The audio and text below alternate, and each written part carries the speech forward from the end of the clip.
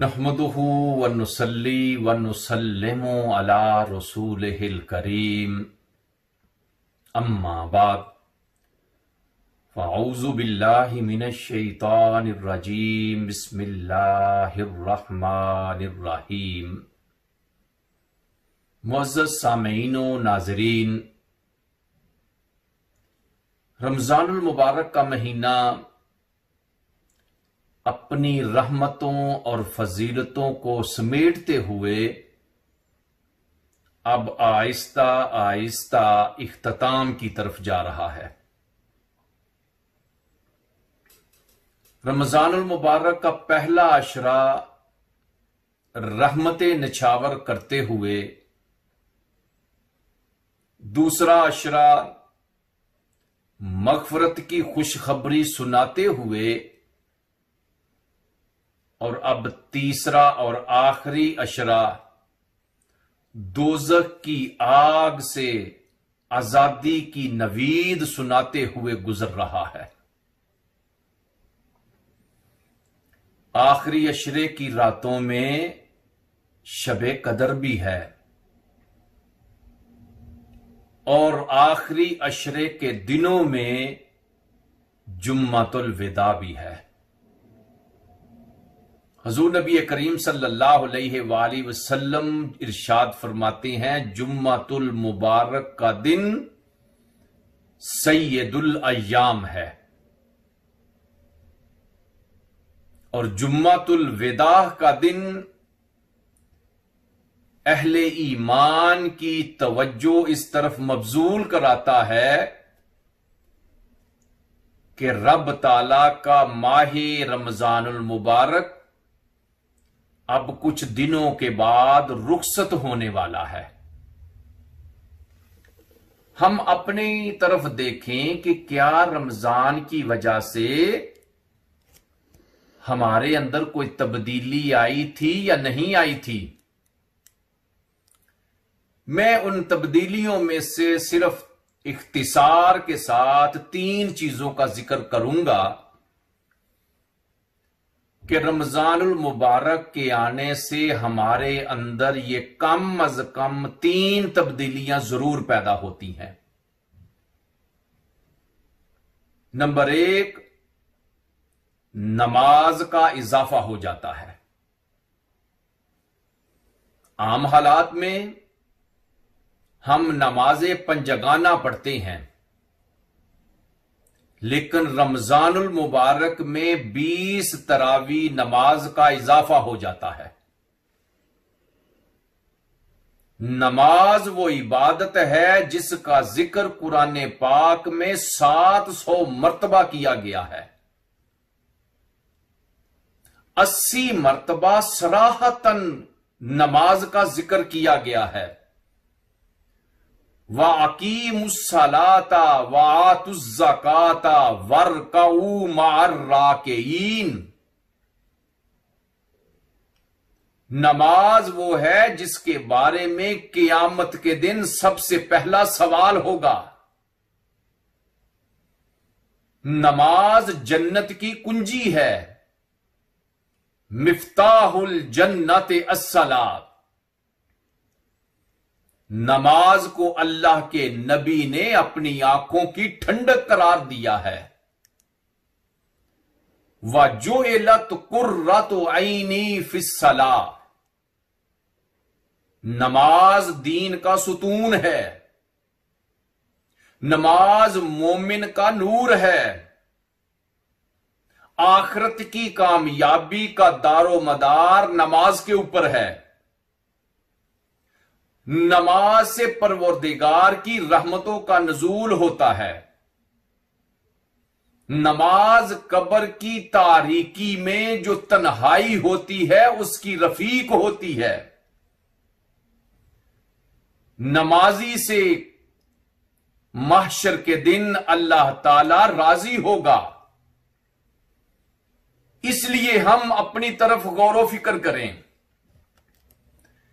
کہ ہم سارا مہینہ نماز پنجگانہ کے ساتھ ساتھ نماز تراویح بھی ادا کرتے رہے، تو کیا رمضان گزرنے کے بعد ہمیں نماز اسی پابندی سے پڑھنی چاہیے کہ نہیں پڑھنی چاہیے؟ اکثر دیکھا گیا ہے ہماری مساجد رمضان میں نماز کی صورت میں آباد ہوتی ہیں، لیکن افسوس ادھر رمضان المبارک الوداع ہوتا ہے، ادھر ہمارے نمازی بھی الوداع ہو جاتے ہیں۔ اس لیے رمضان کے روزے سال میں ایک دفعہ فرض ہیں، لیکن نماز ہر روز 5 مرتبہ فرض ہے۔ رمضان کے آنے سے ہمارے اندر جو نماز تراویح کے اضافے کی صورت میں پہلی تبدیلی آئی تھی، یہ ہمیں اس چیز کی طرف دعوت دے رہی ہے کہ مسلمانوں، رمضان گزرنے کے بعد بھی تمہاری پنجگانہ نماز کبھی قضا نہیں ہونی چاہیے۔ نمبر 2، رمضان المبارک کے آنے سے ہم نے اپنے اندر یہ ایک تبدیلی دیکھی تھی کہ جو ہی رمضان المبارک کا چاند طلوع ہوا تھا، ہمارے گھر اور ہماری مساجد تلاوت قرآن پاک سے آباد ہو گئی تھی۔ ہر گھر میں قرآن کی تلاوت ہوتی تھی، ہر مسجد میں قرآن پاک کو سنا جاتا تھا، ہر مسجد میں قرآن پاک کی لوگ بیٹھ کے تلاوت کیا کرتے تھے۔ اور تلاوت قرآن پاک وہ ہے کہ جس کے بارے میں اللہ کے نبی نے فرمایا، جس کا دل یہ چاہے کہ وہ رب سے ہم کلام ہو، وہ قرآن کھول کے بیٹھ جائے، جب قرآن پڑھے گا گویا وہ رب سے گفتگو کر رہا ہے۔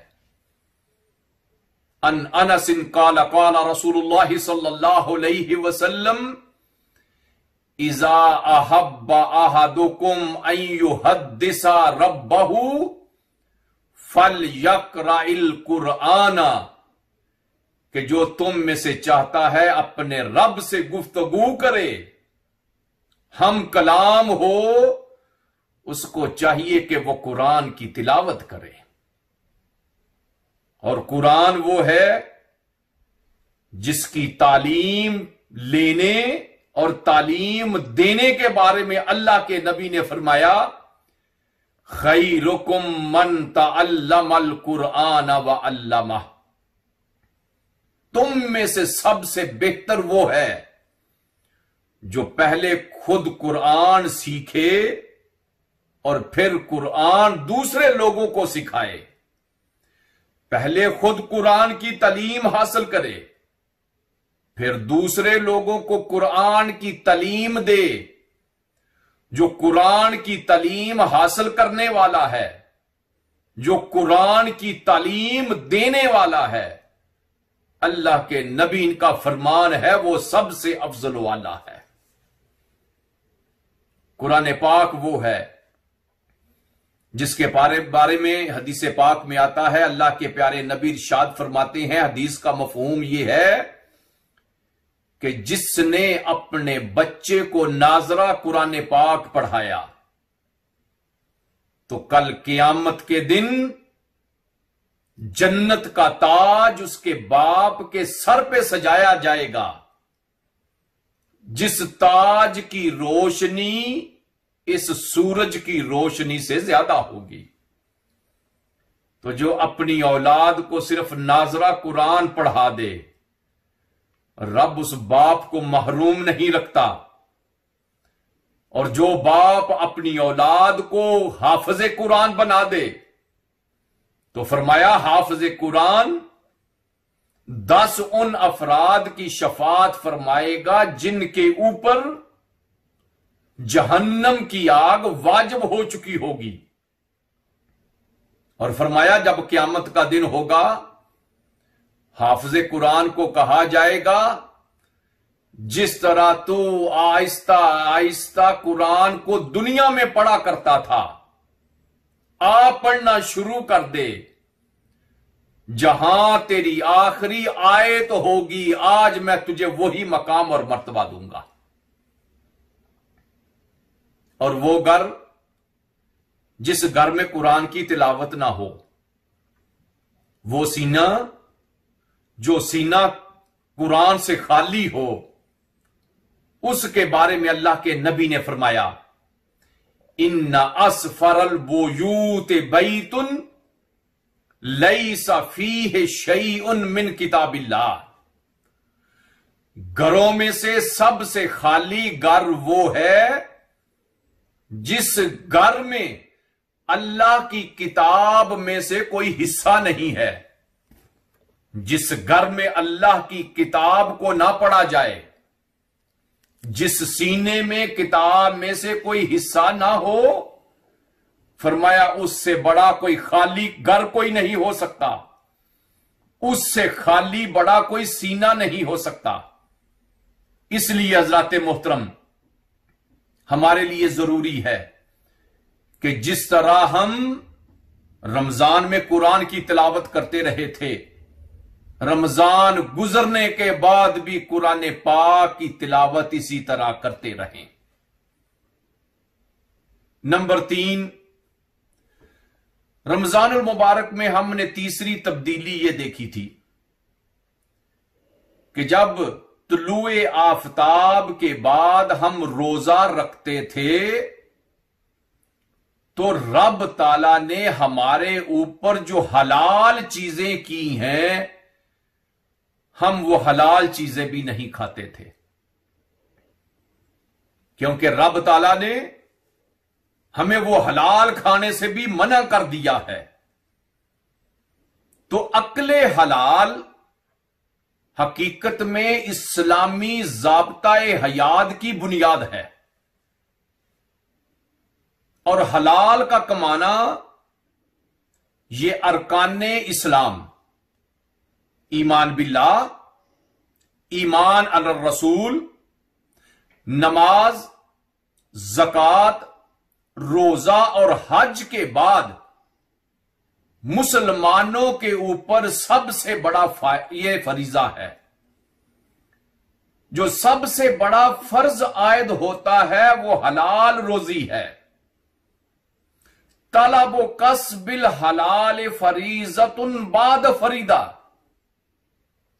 حلال کی کمائی یہ فرائض کے بعد سب سے بڑا فرض ہے. اور فرمایا من اکل طیبا وعمل فی سنت وامن الناس بوائقہ دخل الجنہ. اللہ کے پیارے نبی ارشاد فرماتے ہیں جس نے حلال پاکیزہ کمائی کھائی، سنت کے مطابق کام کیا، لوگ اس کی شر انگیزیوں سے محفوظ رکھے، تو وہ جنت میں داخل ہوگا. اس لیے حضرات محترم، حلال کی روزی یہ بہت ضروری ہے. آج ہم حلال اور حرام کی تمیز ختم کر رہے ہیں. رزق حلال سے سکون قلبی حاصل ہوتا ہے. رزق حلال کمانے والوں کے لیے اللہ تعالیٰ اپنی رحمتوں کے خزانے کھول دیتا ہے. حلال کی کمائی کمانے والوں کو رب تعالیٰ دنیا میں باعزت کرتا ہے اور آخرت میں بلند درجات کے اوپر اس کو فائز کرتا ہے. اس لیے اگر ہم چاہتے ہیں کہ ہمیں روحانی تسکین ہو تو اس کا ایک ہی حل ہے کہ ہم رمضان المبارک میں حلال چیزوں سے بھی بچتے تھے، نہیں کھاتے تھے، تو رمضان گزرنے کے بعد ہم کم از کم ہم حرام کی کمائی سے اپنے آپ کو محفوظ رکھیں، حرام کی کمائی سے بچنے کی کوشش کریں، حلال کی روزی حاصل کرنے کے لیے کوشش کریں. اور جو انسان حلال کی روزی کماتا ہے رب ताला उसकी उस कमाई में बरकत अता फरमाता है।